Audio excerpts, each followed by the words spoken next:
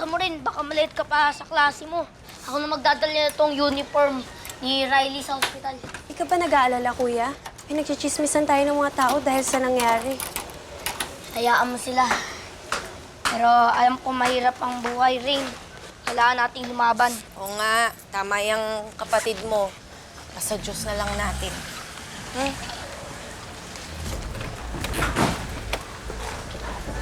Dali! Eto. Eto yung pinapa-aresto ni Tita Gov. Huliin nyo. Teka, bakit niyo huliin yung mga anak ko?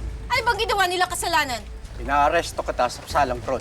Falsification of public documents. Ikaw ay may karapatan manahimik o magsawalang hibo. Ikaw ay may karapatan na kumuha ng iyong tagapagtanggol na iyong napili. At kung wala kang kakayahan, ito'y pagkakaloob sa iyo ng pamahalaan. Teka! Sandali lang! Yawan niyo lang! Papigilan! Teka! Ano ba? Hindi yan! Ito yung manloloko, ito yung hulihin nyo. Bata yan!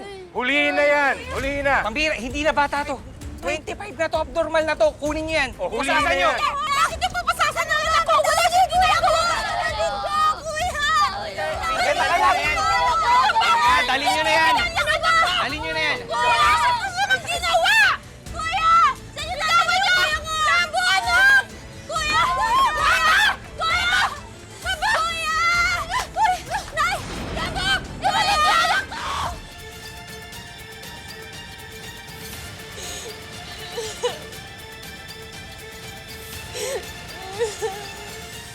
Sabi ni Chief Lictana, papunta na si Rambo sa presinto. Good! O di umpisahan na niyang magbilang ng butikisa-kisame. Pakawalan niyo ako! Pakawalan niyo ako!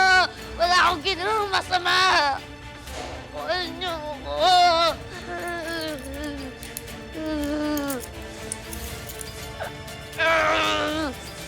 Hindi ako dapat dito!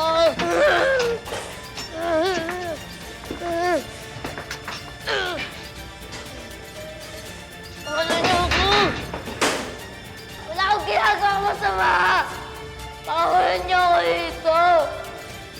Pakawalan niyo ako dito!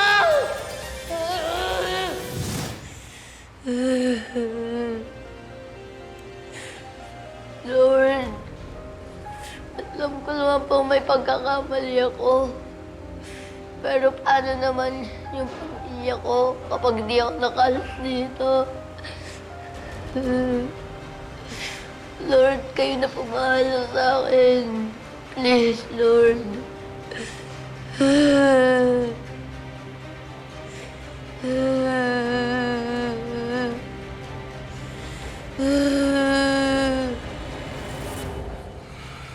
Pupunta na raw si Rain sa presinto.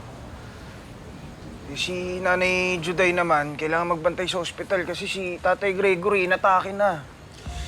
Naku, alam mo, demonyo talaga yan. Demonyo talaga yung Kap Jenny na yan eh. Isipin mo ha, dinamay na si Rambo, pati yung pamilya niya. Alam mo, mabuti pa ito. Ganito ha, magligpit na kayo, magsasara tayo ng resto. Kailangan nating damayan si Rambo sa presinto. Ay, anong dami? Paano yung resto? Ang dami pang customer. Paano yung kikitain nyo? Alam mo, Ompong, importante ba yung kikitain ng resto natin kaysa kay Rambo? Kailangan damayan natin siya. Pamilya na natin si Rambo, kaya walang iwanan. Halika na, maglipit na kayo. Dali na. Antayin ko kayo dito. Sir, palayain niyo na po ako, sir. Kailangan ko pang dumiskarte para sa tatay ko. Please po, palayain niyo na po yung kuya ko. Yung tatay po namin, kailangan po niya operahan sa lalong madaling panahon. Kuya. Kuya, parang awa niyo na. Pakawalan niyo na ako. Kung gusto mo makalaya, di magpiyansa ka. Paano po kami magpapiyansa? Eh, wala nga po kami yung pera. Kung wala kang pera, di manigas ka. Pre, bawal yan ah. May police operational procedure tayo na dapat sundin. Bago mo ako pagsabihan, pagsabihan mo muna si Chief Vasquez. Mas malala yun, Dre. Kuya, ano ba nangyayari? Patas naman tayong nabubuhay eh. Tsaka wala tayong inaagabriadong tao. Pero bakit nila ginagawa sa atin to, kuya? Rambo Agapito? Ako si Marilyn Bagaboro. isang TV and online news reporter. Napanood ko yung viral mong video at gusto ko sanang makuha yung panig mo laban sa mga issue na binabato sa'yo. Can I request for a live interview?